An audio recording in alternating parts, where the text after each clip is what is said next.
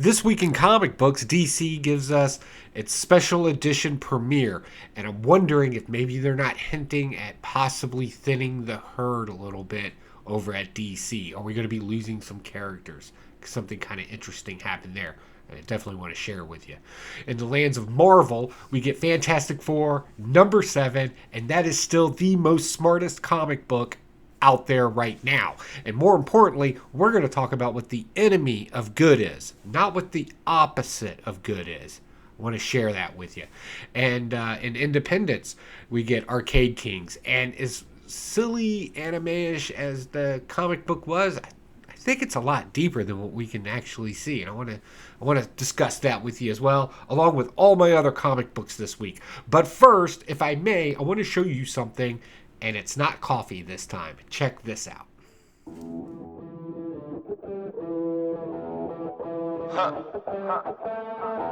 Welcome to Forever, man.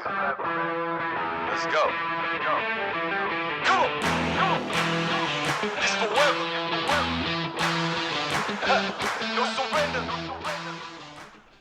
So yeah, the comic book communityawards.org is up. It is live. If you watch comic book content, definitely go. You don't have to fill every single category out. There's a lot of them. But definitely give your YouTuber their flowers, right? Definitely check that out. So this week's comic book haul, we got, right there at the beginning, I mentioned it, super shiny. I'm super happy to have this, but it begs the question. And this is the premiere special edition. So it's really more of an intro to something. Who knows? So what's going on in this? Amanda Waller meets up with Deathstroke's old Incorporated group. And she's hiring them all to go kill superheroes. She's had enough of superheroes. And the whole, putting chips in people's brains and watching them explode thing. It's just easier to entice people with money. Especially assassins. That's kind of their gig. So are we going to lose some heroes? What is the deal here? I'm going to go with a no on that. Also in the background, you should know that Peacemaker, Peace Wrecker, and another unnamed individual, I believe we've seen him before. I want to say it was Gunsmith or something like that. I don't know. It doesn't really matter. They find Dr. Fate's helmet, and of course they're working with Amanda Waller. So again, back to the question, are they thinning the herd? The answer is no. To put it simple. I know that was some real clickbaity stuff I did at the beginning. I'm sorry. I'm trying new things. I'm learning from other YouTubers. No. The reason why is because Batman doesn't become public domain anyway until 2034. So what does that have to do with anything? Well, maintaining a copyright of a design or something like that. People want to say patent. It's not a patent. It's a copyright. Designs, illustrations, things like that are copyrights. They're super expensive to maintain and hold, and the lawyers that are very skilled in writing this kind of stuff and the copywriters they use are just as equally expensive. Also, keeping other people off of your lawn, it's a lot cheaper to maintain your lawn that way, right? It's kind of an allegory there. So no, I don't think so. I think we're just getting the first preview to the next big event that's going to be happening, and a lot of this stuff will be happening in the background as we lead up to the event with the onslaught of all the new characters like City Boy, and what was it, the Dead Girl, and all the other ones. You know what I'm talking about. All the people from Lazarus Planet and all that kind of meshing together while we kind of gear up for the maybe not the next, but the one after that next crisis, because DC survives off Crisis. That's how they sell their books ultimately at the end. So no, I don't think it will be. I mean, but really, and this is something I want to hear from you down below.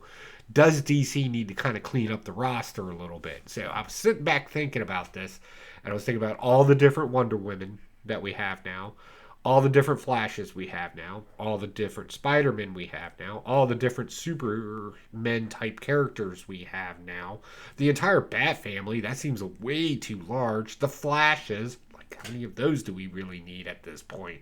And with all these resettings of the universe and everything else, they've all just kind of been there. So I don't know. Is there too much, or are we doing the thing where everybody needs to be representation syndicated under the same name, maybe. Like, I'll buy off on that. But is anybody reading their stories now that they're there? That's the question I want to pose to you. I know it's a little early in the video for deep thought like that, but give it some thought and let me know down below, because I don't know. I'm okay with saying that.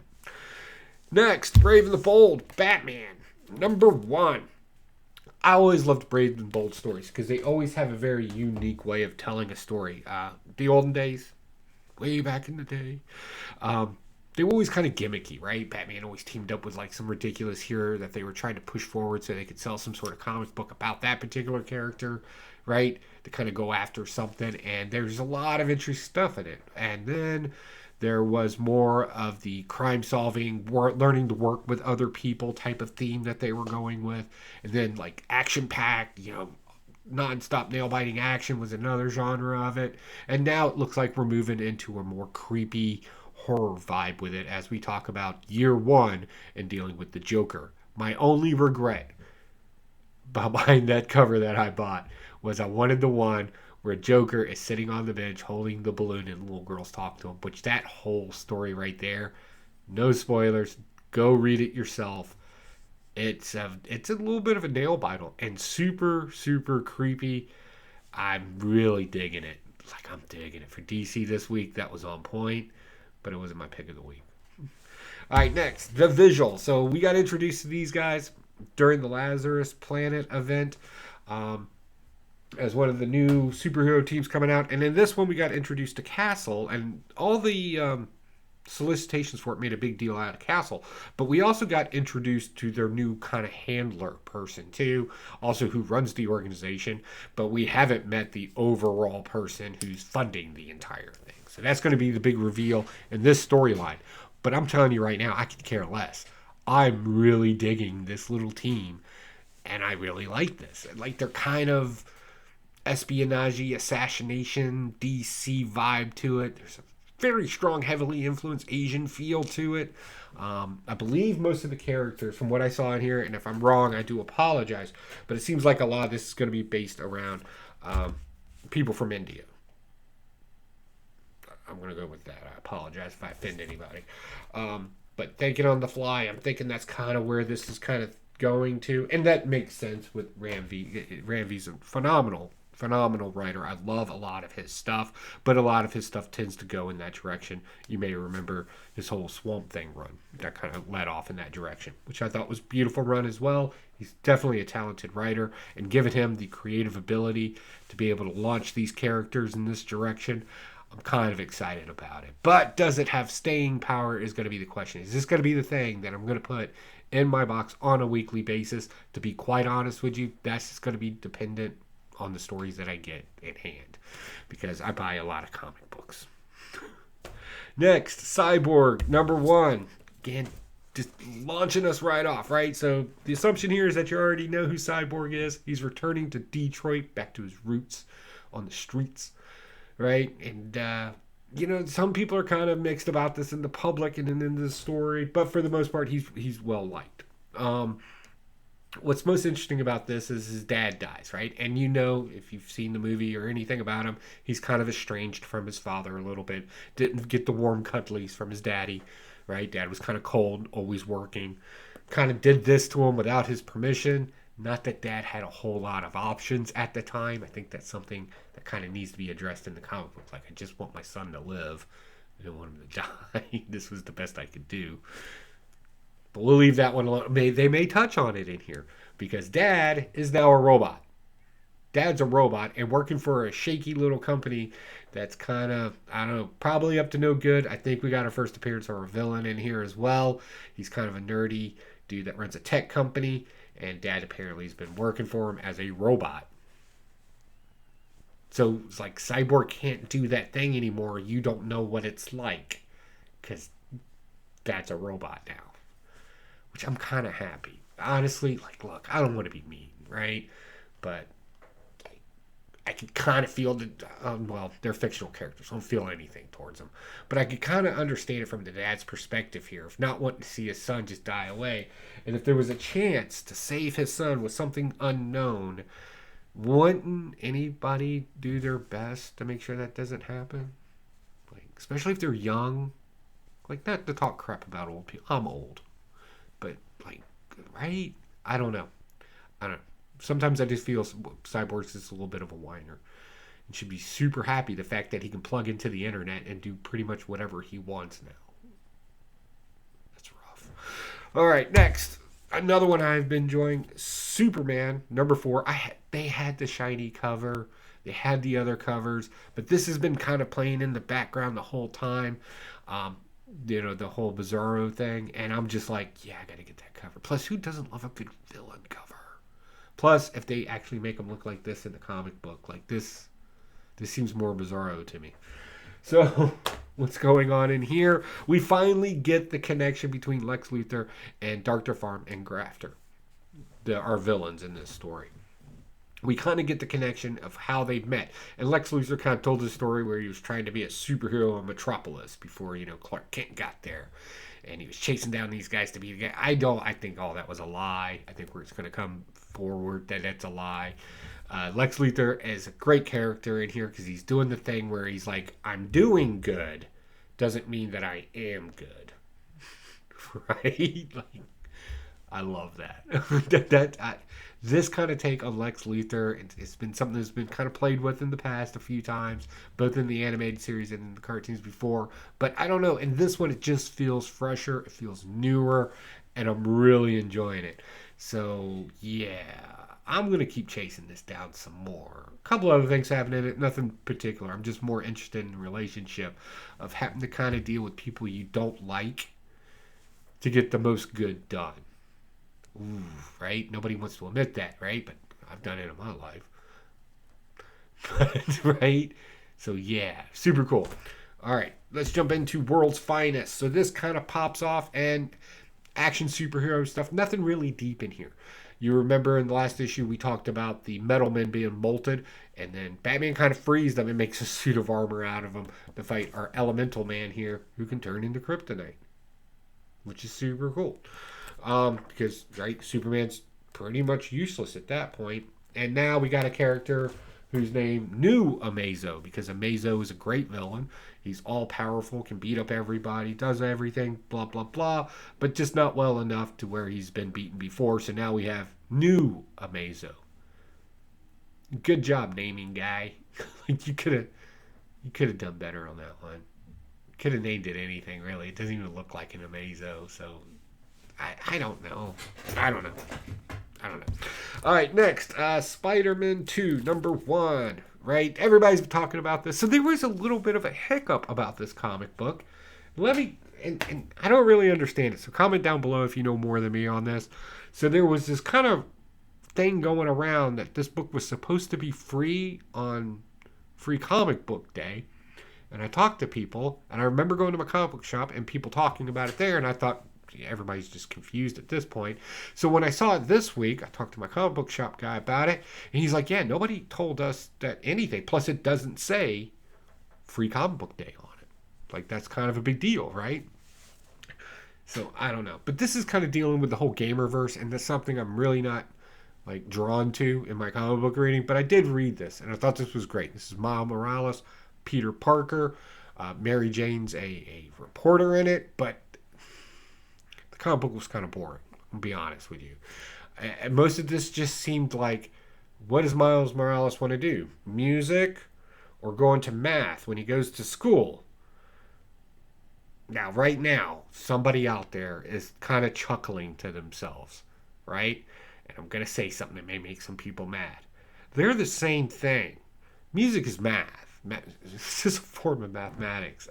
I know, right? Nobody wants to really believe that, but yeah, it kind of is. I know it doesn't mean much when you want to create something and make it sound technically proficient, but when you're dealing with timing, rhythms, intros, outros, elevations, right? That's all math. So I don't know. To think that they're so far off. Remember, we're dealing with people that have higher IQs or intellects or however you wish to gauge intelligence. They're at a higher level. I was kind of surprised to see our guy kind of stuck on that. It's like, Okay. All right, whatever, man. Peter Parker is just trying to be Peter Parker, and a lot of exposition on this. Just a lot of narrative about their personal life instead of the situation that was at hand. And it really kind of took you out of the story. Like, as much as I'm talking about it right now, I'm really just rambling to try to remember what the interesting parts in it were. But the majority of the comic book is what I just explained to you. That's not good if you're trying to create something memorable, I don't think. So let's move on. Next, Avengers #1. So, real quick here, Scotty Young cover. Wife, don't judge me. I think we're getting a little bored with these covers, though, because it's literally talking about, hey, what are we going to do this time? And he lists off the different ones that they've done in the past as far as their poses and stuff. And then somebody's like, let's just do meta and talk about us standing here in a circle listening to you. Ta-da. I hear you, Scotty. Sometimes you just got to point out the obvious. I hear you, brother. So what is this about? Carol Danvers is now in charge of the Avengers. She's the head chair. She's boss girl in charge. So she's got to put together her own Avengers team. Of course, she gets like Tony Stark, Thor, Black Panther, Sam Wilson, Captain America, right? Not other Captain America. Didn't want him. Wanted Sam Wilson, Captain America, which is fine. Okay, so be it. Vision, of course. So basically, she picked the Avengers. That was the big first issue there, and they fought a big robot. Next comic book, Hulk #1. They're doing what I hoped so bad. Oh, I am so happy about this because I got a feeling we're going back to the Green Door. I still feel it because this whole comic book takes, and this is the annual. Like the #1 hasn't even hit yet. This is just the annual. I'm hoping it's connected. I hope to God it is because we're going back to horror. And I think that's where Hulk needs to stay for a while on this one. Basically, this is some people running around doing a documentary, and they're doing a documentary about the Hulk, which is fascinating. Right, so they get some footage and they actually run into the Hulk while he's in a battle, and it's kind of gives you this Blair Witch type vibe to it, right?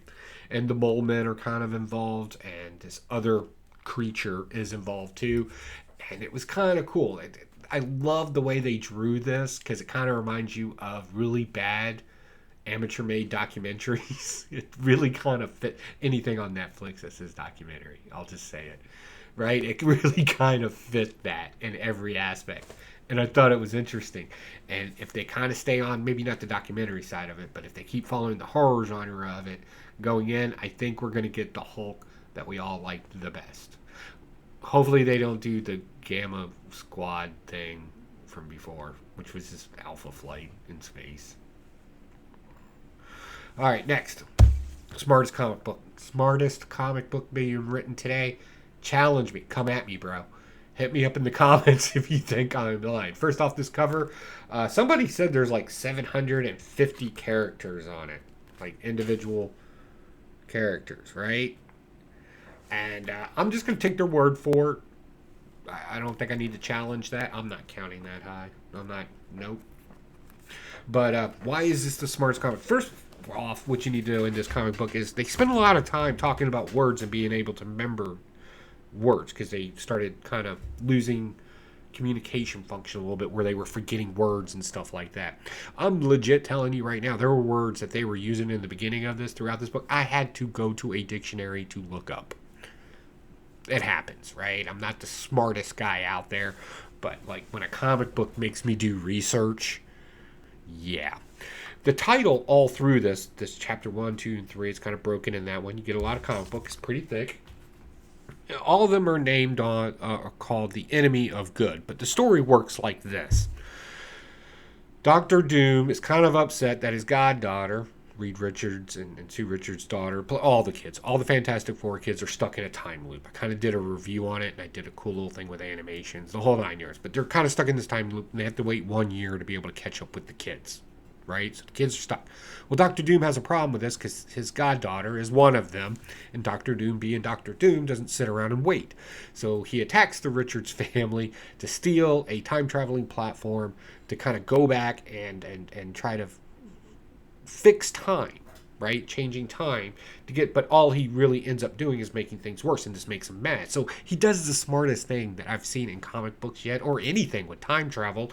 He's like, I couldn't fix it at this point, the point of the Nexus, right? The base, what made him travel back in time, the invasion of the negative zone, right? So what I'll do is I'll just go back farther and I'll kind of just shift around to try and fix it, and realizes that he can't. He's either making things worse or just, well, worse. He's not making anything better, right? And this is driving him crazy because he's doomed, right? He's egotistical, he's driven, the whole 9 years. He's big brained and he knows it. Like he just cannot figure this out. So he comes to the conclusion that a future self of him is what's making all this worse, and because his past self is smart enough that he knows what he needs to do, which would be the same thing, a time loop. So he goes back to the point where he's about to steal the thing, the time traveling MacGuffin, right? And keeps it from being stolen by himself. But all through this, each one of the chapters, the name is the enemy of good, and it would just leave it there. So what is the enemy of good? Most would say bad or evil, and the truth of the matter is that's not the enemy of good. That's just the opposite of good. I know somebody can say semantics, right? But hear me out on this. The enemy of good is good, because nobody doing something thinks that they're bad or evil for doing it. That is projection that's being pushed upon them by other people, right? Does that make sense? Are we tracking now? Think about it this way. Nobody's gone through history thinking that they're the bad guy, that they're just being bad. Everybody has a reason or a purpose to do something, and they think that it's for the best intentions. Everybody, both sides.